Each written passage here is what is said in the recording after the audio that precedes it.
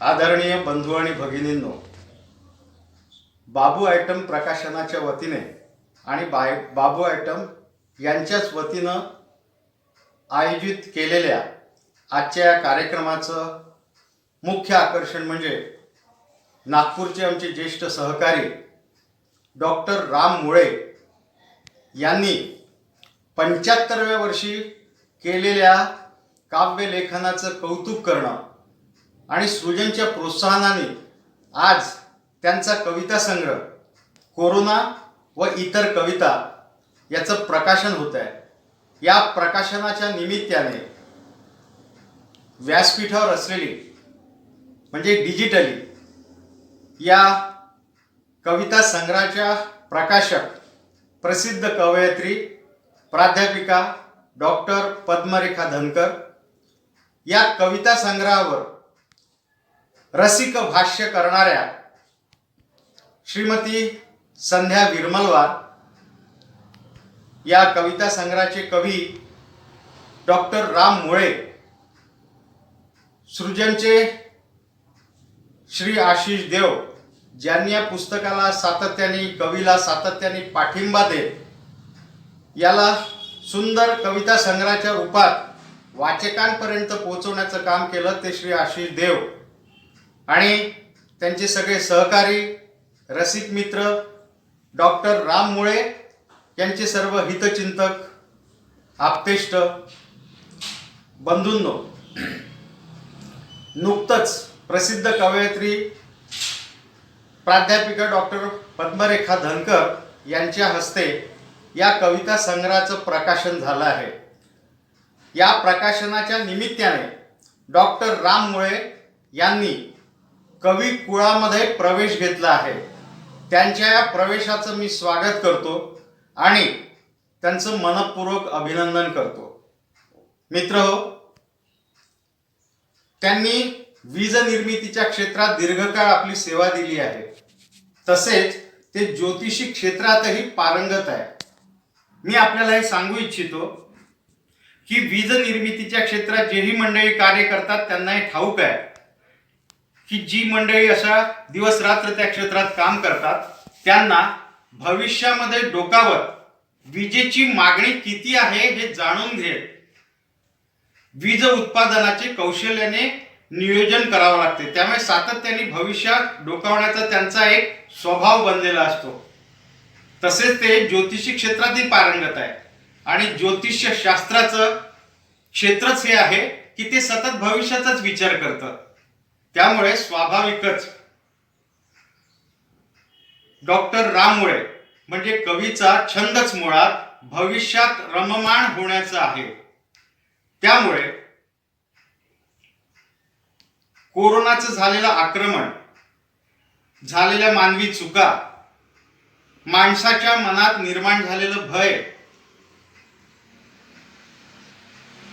त्याचं जगणं वागणं जसं खंडित झालं, माणसाला मिळालेली घरात दडून बसण्याची शिक्षा, या साऱ्या अनुषंगाने त्यांचं मन जे मुळातच भविष्याचा वेध घेतं ते या कोरोना काळात आलेल्या आपत्तीनं संकटानं भविष्याचा वेध घेऊ लागलं आणि हे वेध घेता घेता त्यांना म्हणजे कोरोनाची समकाळातली आणि भविष्यातील दाहकता भीषणता त्यांना दिसू लागली आणि एक ज्येष्ठ अनुभवी मन कवितेच्या क्षेत्रात रममाण झालं. त्यांना जी प्रतीती आली कोरोना कालखंडातल्या एकूणच संकटाची जी प्रतीती आली ती कविता रूपानं व्यक्त होऊ लागली आणि त्यांच्या हातून कविता निर्माण होऊ लागली.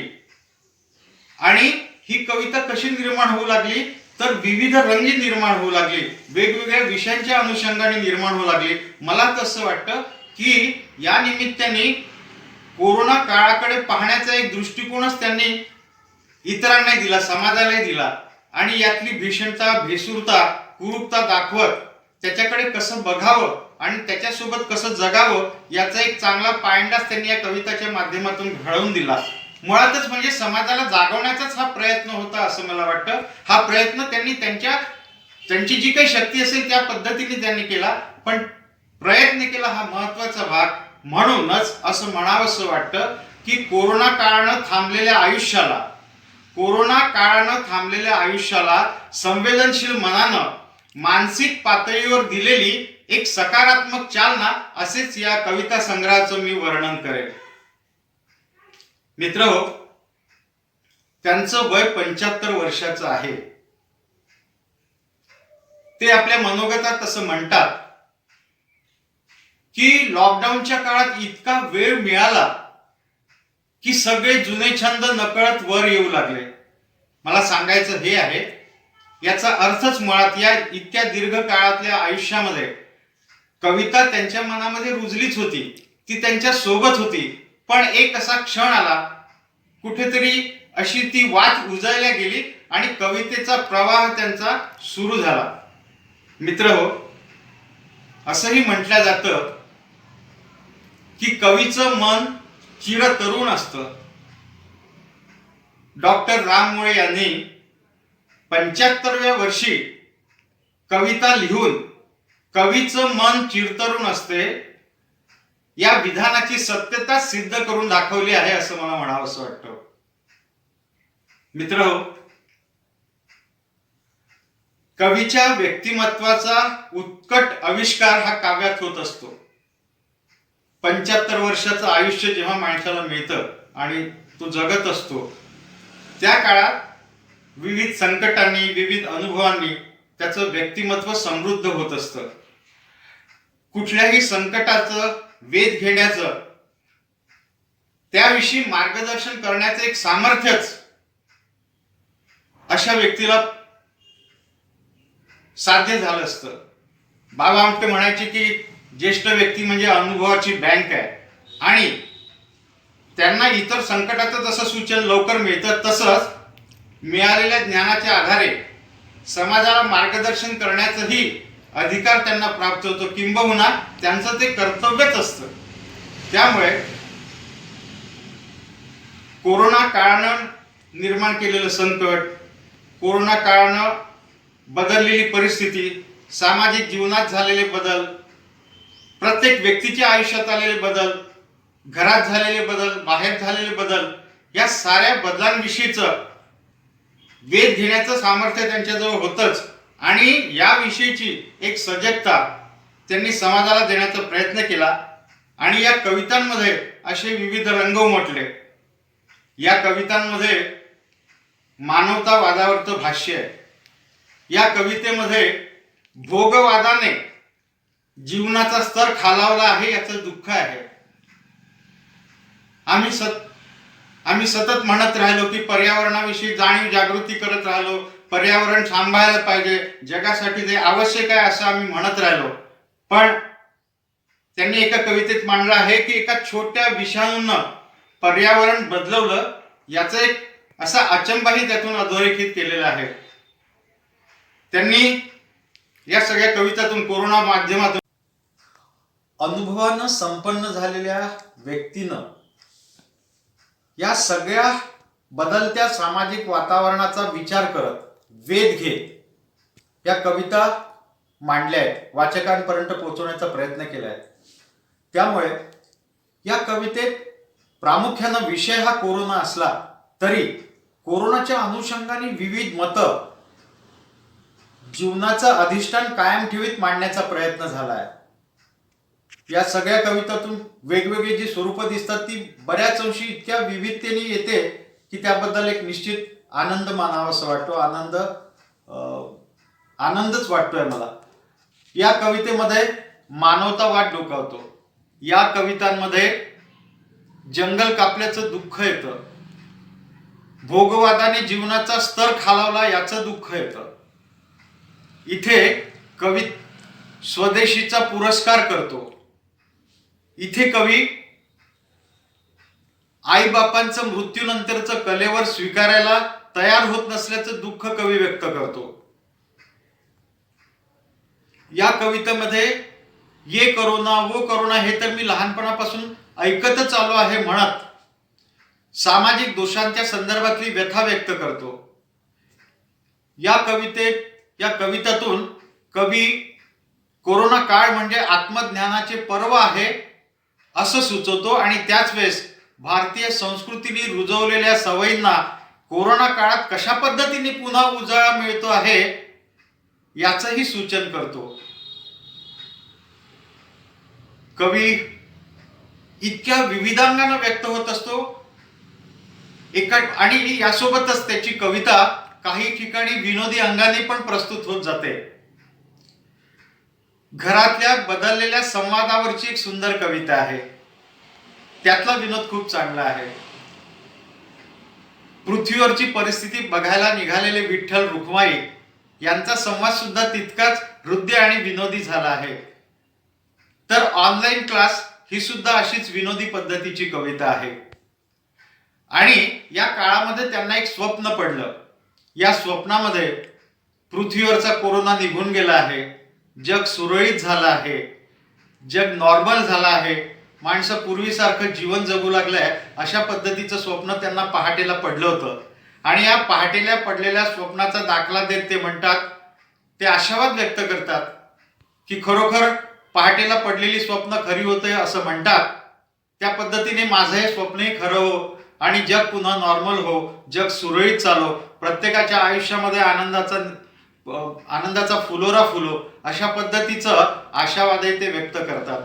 थोडक्यात कोरोनाने झालेली उलथापालथ, निर्माण झालेली गुंतागुंत, समस्या, गांभीर्य, भेसूरता, भीषणता, विनोद या सगळ्याचं म्हणजे अशा पद्धतीचं म्हणजे विषय एक पण रंग अनेक अशा विविध रंगी कविता या कविता संग्रहातून ते वाचकांना सादर करण्याचा प्रयत्न करतात. मित्रहो, त्यांचं वय आज 75 आहे. या कविता सहज आहेत, सरळ आहेत, थेट समजणाऱ्या आहेत. काही ठिकाणी पदार्पणाची नवागततही त्यात आहे. पण मित्रहो, कोणत्याही कठीण परिस्थितीत निराश होऊ नका. जीवन तुम्हाला अगदी जगण्याचं प्रयोजन हातात आणून देणार नाहीये, पण कोणत्याही कठीण काळामध्ये जगण्याचं प्रयोजन माणसाला शोधावं लागणार आहे. आणि हे शोधणं हीच आयुष्याची प्रखर अशी भूमिका असू शकते अशा पद्धतीचा संदेश त्यांनी या कोरोनाच्या काळातून दिलाय. म्हणजे मला तर असं वाटतं की खूपदा म्हणजे ह्या सगळ्या कविता लेखन म्हणजे त्यांनी या कोरोना काळातला आपल्या जगण्याचं एक प्रयोजन म्हणूनच शोधलाय की काय असं मला वाटतं. त्यामुळे हा एक प्रकारे स्वतःसह इतरांचंही आयुष्य सुसह्य करण्याचाच भाग आहे असं मला म्हणावंसं वाटतं. आणि याबद्दल मी त्यांचं मनपूर्वक अभिनंदन करतो. मित्र, या कोरोना काळात बहुसंख्य म्हणजे सगळ्या जगानंच जे काही अनुभव घेतले ते जवळपास सगळ्यांचे सारखेच आहे. म्हणजे कोरोना काळात त्यांनी ज्या कविता लिहिल्या हे तसे अनुभव सगळ्या सारखेच आहेत लोकांचे. थोडे बहुत फरकाने सगळ्यांनी अशाच पद्धतीचे अनुभव घेतले आहे. पण या अनुभवाला त्यांनी शब्दबद्ध केलं. त्यामुळे म्हणजे कोरोना जसा त्याला किरीट किंवा मुकुट म्हणतात तसा एक मुकुट म्हणजे या कविता रूपाने त्यांनी आपल्याही शिरावर प्राप्त करून घेतला कविता लेखनाच्या माध्यमातून असं मला म्हणावंसं वाटतं. मित्र, मोलियरचं एक असं वाक्य आहे की भूतकाळातले दुःखाचे प्रसंग सुद्धा भविष्य काळामध्ये विनोदाची निर्मिती करत जातात. म्हणजे लक्षात घ्या की भूतकाळामध्ये आपण दुःख अनुभवलंय किंवा 3 मित्र कुठेतरी बाहेर राहत आहेत, पैसे कमी येतात आहे वडिलांकडून, पण त्याही स्थितीमध्ये थोडंसं दुःख भोगत का होईना पण जे काही त्या 3 मित्रांमध्ये जो काही आनंदाचा शिडकावा निर्माण झालेला असतो तो त्या क्षणी जरी दुःखाचा वाटत असला तरी भविष्यात जेव्हा ते 3 मित्र एकत्र येतात तेव्हा त्या गमती, त्या गोष्टी, त्या रात्री, त्या आठवणी त्या सगळ्या जागृत करून आज ते मनसोक्त हसू शकतात. हेच या वाक्याचं महत्व आहे की भूतकाळातले दुःखाचे प्रसंग सुद्धा भविष्य काळामध्ये विनोदाचा भाग बनून येतात. मित्र हो, आज कोरोना काळातल्या ह्या आठवणी जशा कवींनी घेतल्या, डॉक्टर राम मोळेंनी घेतल्या, तशा तुम्हा आम्ही सर्वांनाच घेतल्या आहे. त्यामुळे यातल्या कविता वाचताना आपण आपलाच अनुभव जणू पाहतो आहे, ऐकतो आहे, वाचतो आहे असं वाचकांना वाटेल. पण त्याच वेळेस भविष्यात जेव्हा कोरोना काळ निघून जाईल, एक सुरळीत जीवन, सहज जीवन जेव्हा पुन्हा सुरू होईल आणि तेव्हा जेव्हा कधी कोरोनाची आठवण माणसाला होईल तेव्हा लक्षात घ्या या कविता आठवून कवीला तसंच त्यांच्या वाचकांनाही एक निश्चित विनोदाची आनंदाची अनुभूती याविषयी मी निश्चित आहे. मित्रहो, जसं कवीनी म्हटलं आहे की त्यांना जे पहाटेला पडलेलं स्वप्न होतं आणि त्या स्वप्नाचा आशावाद त्यांनी एका कवितेत व्यक्त केला, तसं मीही म्हणतो की जगातला हा सगळ्या संकटाचा काळ निघून जावा, पुन्हा एकदा जीवन अतिशय सुरळीत हो, स्वाभाविक हो, माणसं जवळ येऊ, एकमेकांशी बोलताना ते घाबरू नये, एकमेकांच्या खांद्यावर हात ठेवण्याचं सामर्थ्य त्यांना प्राप्त हो, असे दिवस पुन्हा लवकरात लवकर हो. आणि या निमित्ताने त्यांचं पुस्तक साकार करण्यात बाबू आयटम, सृजन, श्री आशिष देव आणि त्यांच्या सगळ्या सहकाऱ्यांनी त्यांना जी मदत केली त्याबद्दल मी त्यांचं कौतुक करतो, त्यांचं अभिनंदन करतो. आणि कवीला 75व्या वर्षी कविता लेखनाची जी स्फूर्ती प्राप्त झाली आहे, जी सिद्धी प्राप्त झाली आहे, त्याची साधना, त्याचा रियाज त्यांचा अखंड कायम राहो अशा शुभेच्छा देत मी माझं मनोगत पूर्ण करतो. धन्यवाद.